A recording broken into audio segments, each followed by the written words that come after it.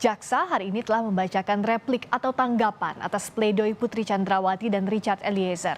Di sidang replik sebelumnya, Jaksa menolak seluruh pledoi Verdi Sambo, Ricky Rizal, dan Kuat Ma'ruf. Kita lihat dalam sidang replik Verdi Sambo pada 27 Januari lalu, Jaksa meminta majelis hakim mengesampingkan pledoi Verdi Sambo dan meminta Sambo dihukum seumur hidup. Jaksa juga menegaskan bahwa Sambo telah merencanakan pembunuhan dan ikut menembak Yosua. Jaksa juga menolak nota pembelaan Ricky Rizal. Dalam replik, Jaksa menyebut Ricky telah mengetahui rencana pembunuhan terhadap Yosua saat dipanggil Sambo di rumah Saguling.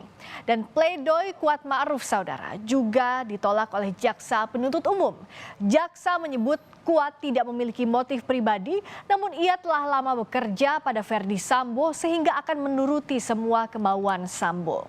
Hari ini, Jaksa juga menolak pledoi Putri Chandrawati dan Richard Eliezer. Apa saja fakta penting dari replik Jaksa dan akankah jawaban Jaksa atas pledoi itu akan jadi pertimbangan majelis hakim?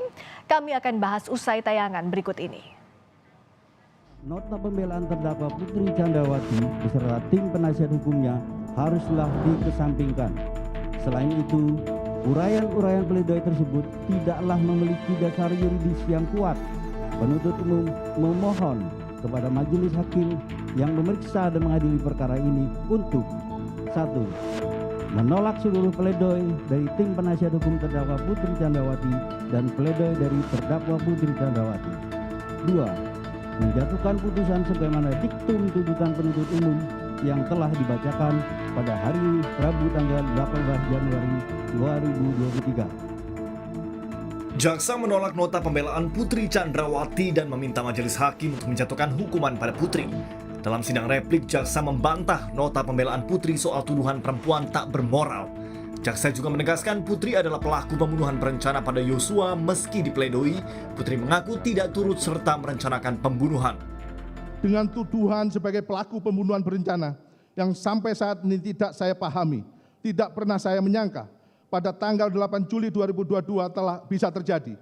Konstruksi yang dibangun dengan menambah aspek perselingkuhan rasanya tidak pernah cukup untuk mendakwa saya sebagai pelaku pembunuhan berencana. Namun juga menuding saya sebagai perempuan tidak bermoral. Berdasarkan fakta-fakta hukum yang terungkap di hadapan persidangan, bukan hal yang mengada-ngada, seperti yang dikemukakan oleh terdakwa, menyatakan menuding terdakwa Putri Chandrawati sebagai perempuan tidak bermoral. Karena pada nyatanya kalimat itu sama sekali tidak tertulis dalam surat tuntutan penuntut umum. Penuntut umum hanya berdasarkan pada fakta hukum yang menunjukkan terdakwa Putri Chandrawati adalah salah satu pelaku pembunuhan berencana. Meskipun terdakwa Putri Chandrawati tidak memahami atau pura-pura tidak memahami apa itu pembunuhan berencana. Akan tetapi terdakwa Putri Chandrawati melakukan karakter yang dipersyaratkan dengan pembunuhan berencana, yaitu menyampaikan cerita kepada saudara Verdi Sambo berupa cerita jika terdakwa Putri Chandrawati dilecehkan yang kemudian berubah menjadi cerita pemerkosaan. Lalu saudara Verdi Sambo membuat perencanaan dan bekerja sama dengan saksi Ricky Rizal Wibowo, saksi Kuat Ma'ruf, dan saksi Richard Eliezer Budiang Lumiu untuk menghilangkan nyawa korban Nofriansah Yosua Huta Barat. Dan cerita pertama peristiwa terjadi di rumah Duren 3 nomor 46. Karena terdakwa Putri Chandrawati dilecehkan oleh korban Nofriansah Yosua Huta Barat. Lalu cerita tersebut berpindah ke rumah Magelang dengan cerita kedua. Dengan peristiwa terdakwa Putri Chandrawati diperkosa oleh korban Nofriansah Yosua Huta Barat. Sehingga perubahan cerita-cerita tersebut seperti cerita bersambung. Layaknya cerita yang penuh dengan khayalan yang kental akan siasat jahat.